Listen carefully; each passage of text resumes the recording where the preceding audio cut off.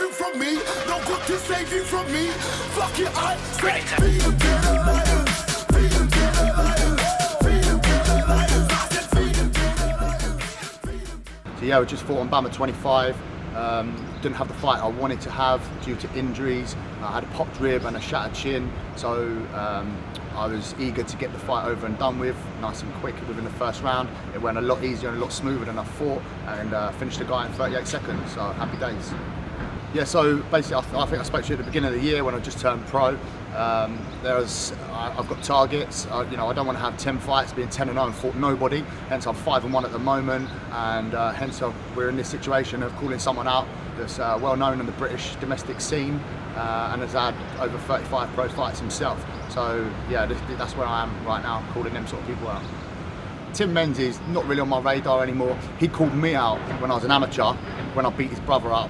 And threw some accusations around and called me out and said, well, when I'm at the level that he assumed he was at, then I could call him out. I made myself 3-1, exactly the same record as him. He bottled it, whether it was down to his management or himself. He bottled it. He didn't take the fight. It was offered to him on Bamma. So in terms of that, he's in the past. He's nothing now. If he wants to fight me, he can match my record. I've overtook him, been gone. He means nothing. He means nothing to my fighting career. I beat his brother, offered him out. He didn't take the fight, so he's gone. But to be honest, I don't want to come across as a David Round. I don't want to be a gobshite on social media. I don't want to come across as the domestic knobhead. Calling everyone out. He's had 35 pro fights, and he's still fighting on the same shows I am, smaller shows than I am. And in terms of records, yeah, he's had 35 fights. But he's 50-50 on his losses and wins. I'm 5-1. I see myself as a better fighter than him. But obviously he's got the experience. I can't take that away from him. But at the end of the day, the only reason he come on my radar is because I was at a show where his opponent Alex got injured. And basically the way he reacted, I don't think anyone agreed with. It was very disrespectful. He didn't even see how his opponent was. As a snapped hamstring. It wasn't like he knocked the guy out or kicked the guy. It was a genuine injury, and just the way he reacted was just disgusting. And before that, I didn't know who he was. And then since then, he's been on my radar. I've just noticed that the way he comes out of fights is just disrespectful. Acts the knobhead. So yeah, that's how it come on my radar. And I thought, if I'm going to call someone out, I might as well call someone out that I've took a disliking to. So that's where we're at with David Round. There's no doubt that he's better than any other fighter I've fought. But saying that, he can't beat me. I know I can beat him. His experience won't count for nothing when it comes down to my heart, aggression, and will. Like I said, by the time I've had 35 fights, I'm going to be in the US fighting on big shows. The show that everyone wants to be on. I'm not going to be fighting domestic 5-1 fighters. And that says everything about David Round, really.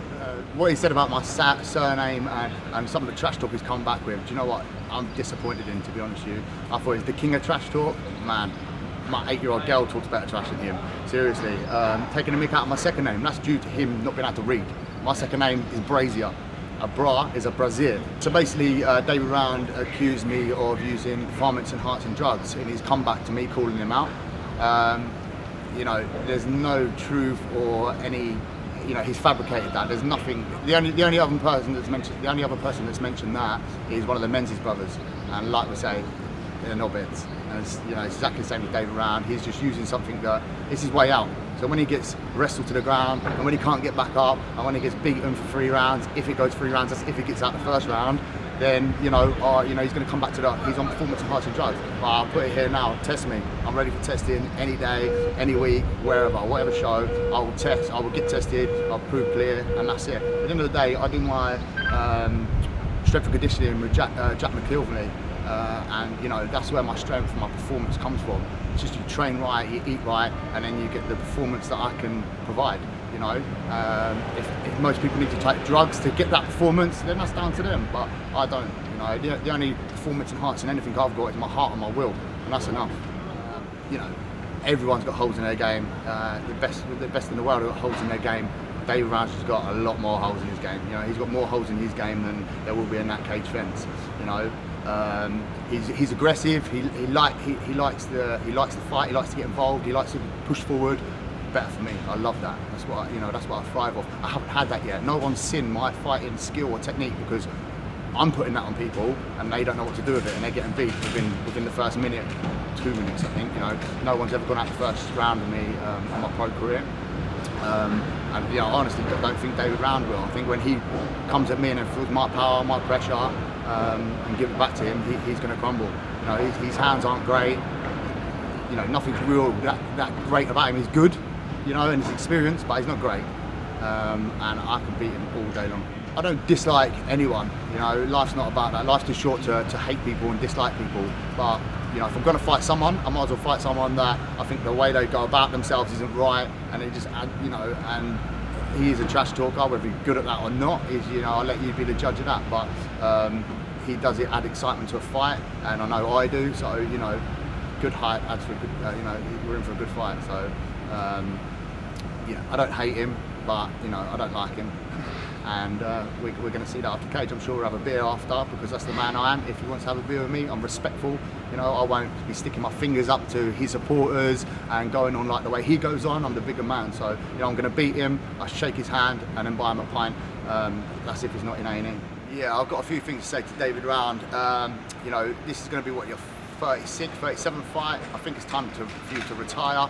I'm going to give you that opportunity to retire. You're not going to want to come back after this. You've got scar tissue all over your face. I'm going to give you cuts on your face that aren't going to heal. This is going to be painful for you, to the public and physically. So have this fight and then retire.